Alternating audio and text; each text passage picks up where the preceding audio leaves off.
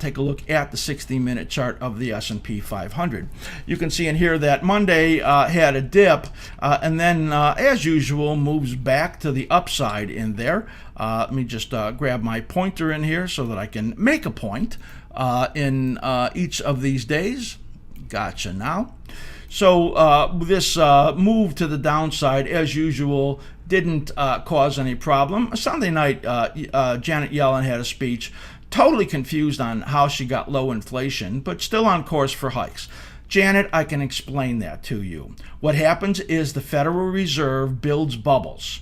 When the bubbles then break down, or when they pop, you go into large deflationary periods. The deflation that occurred from the bubble that Greenspan and Bernanke and you started still has deflation in the economy. So it's hard to get inflation built back up. You did it, Janet. So if you're confused, that explains it to you. Here you get, so this rally that comes back typically on Monday. Look at the same pattern on Tuesday. That's where the Dow tickles 23,000 and then backs off one time and then comes roaring back. There's a Senate bipartisan agreement to keep Obamacare subsidies for 2 years. We'll see if that can pass, as the president has made an attempt to remove those. That gives a lift to the healthcare stocks and helps the market come back. Guess what? On Wednesday, the same thing, a dip, and then the market comes back, though it closed a little bit soft. This is where IBM gives it the lift, but the techs have a big pullback in here early in the day, and that gives it that dip. Choppy day in there. Bond market got hit that day following the European bond market that fell as the index rose right over here.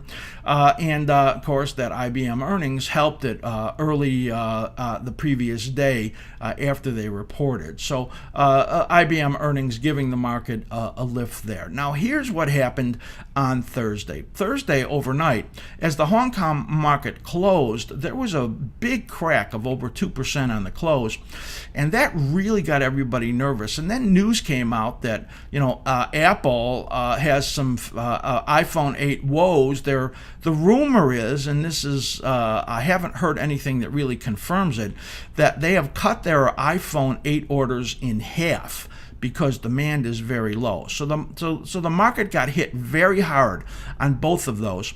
This decline lasts 36 minutes and then reverses and then comes all the way back on the day. It's incredible. And then when the news comes out on Friday that the Senate passed that budget, then that clears the path for the tax cuts, and you get this giant upside spike. It gave back some of it, but then, as you could see, Friday, with 1 hour to go in here approximately, it has been strong all day long. Bitcoin closes gets over 1,000. I'm not sure about the close on the day because I'm not sure of what time it closes. Over 6,000, and that is incredible. A little party never hurt nobody. Well, this one's going to hurt when this bubble pops for sure. So strong market that we see again today with the S&Ps up right now as we come towards the end of the day, up some $11.50 in another very, very strong day. So now what I want to remind you is that you can follow me on Twitter at AskSlim, subscribe to me on YouTube, and if you like what you see, put a thumbs up in there. If you don't like, put a thumbs down, and write me a little note also and let me know how we could improve what we bring here. And I also want to remind you that we have a special running. You can see all of our videos, all of our member videos, all of our 4 new videos we do every week for our members. Just a spectacular way to learn in the markets. All of those 250 plus videos and all the new ones. Take a peek for 1 month, just $16.50. Write me at slim@askslim.com and I will send you that special link. One more little notice I want to give you just in advance is that 2 weeks from today, we won't be having a market week. It'll actually be an abbreviated one on Thursday. We're going to be, or I'm going to be, attending the Las Vegas Trader Expo. So if you happen to be attending the Las Vegas Trader Expo, then pop me an email at slim@slim.com. If you want to just say hi to me, we can pick a time that we can meet up, and love to pick a spot and time that I can meet a whole bunch of you, so that I will be there on Friday the 3rd and Saturday the 4th. So if you happen to be going to the expo, let me know, and I will be glad to set something up where we can meet. That'll be a lot of fun. We are moving up again, and we have established very significant numbers in here. Now, what we're getting is, and I got to say that my analysis is more bearish than the cyclical patterns are suggesting. So if I look right in here at these last cycles right there, when you get long rallies and small declines, you continue up. So in this case, long rally, small decline, long rally, small decline. We anticipated it would get right down to this level, down over here, and it actually stalled a little bit above it, and this decline was basically not tradable at all. If you came in short and didn't cover in the first half hour, well, you were crying at the end of the day, I relate.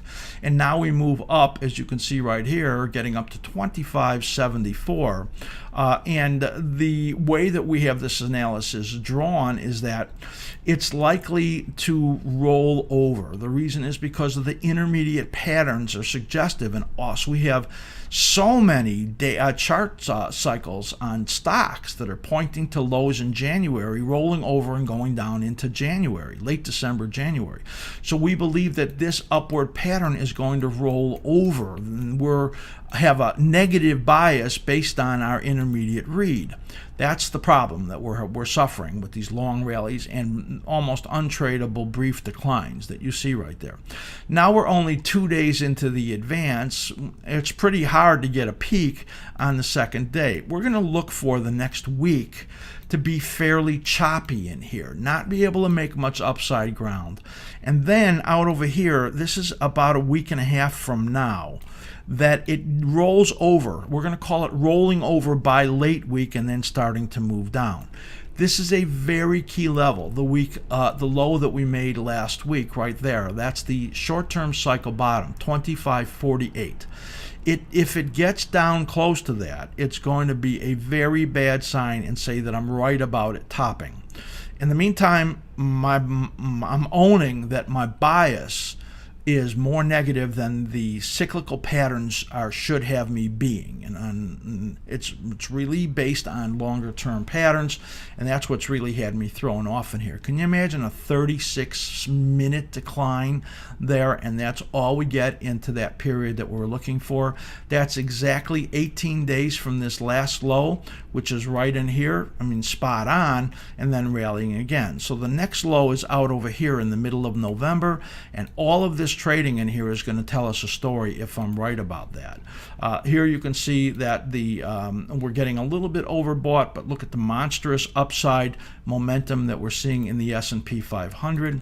Take a look here at the NASDAQ and the X, and you can see that we called for it to decline into the area of 60.51 by the third or fourth day of the week. It gets down to, well, the low on this bar is 60.51. So that is really a spot on touch right over there, and that is pretty amazing. So now you can see that's also a key level, 60.51. Now it's not making a new high, and we think that some of these tech stocks are in trouble. Like I told you, Apple we think is in big trouble, and it's possible the NASDAQ is going to lead on the way down. But you can see in here, not as strong, but still very strong as far as we look at that. Now, there's one more thing I want to look at in here when we look. Well, let's just look at the Russell so that you can see that. And the Russell has gained some strength and is slightly overbought there. and take a look at the Russell here, and you could see that same pattern in there we were looking for, and then moving up. But what I really want to show you is the S&P 500, and look at a little timing stuff in here. So here's the S&P 500. The first thing I want to show you is that this is market forecast over here. I made a point that this was overbought. Market forecast is giving a sell signal right over there.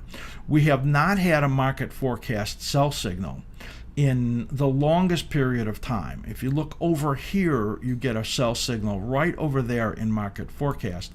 And all that did was signal a rolling over and a minor correction in here.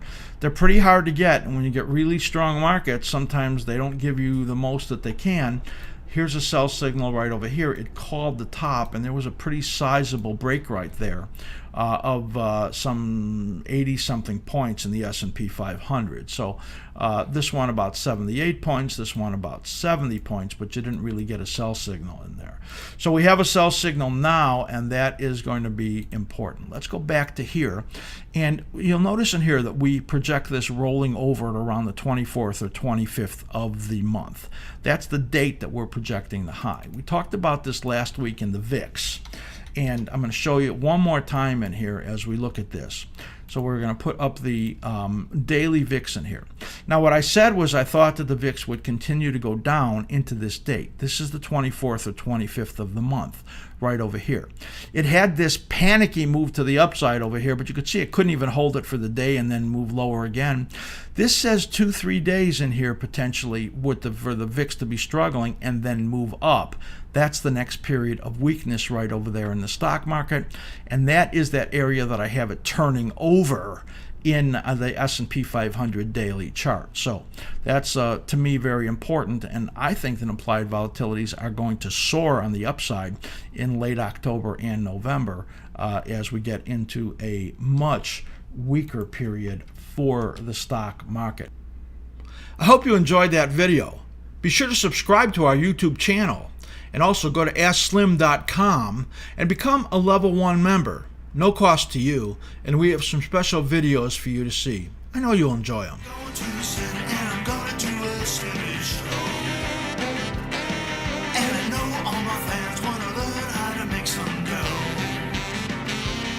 I've been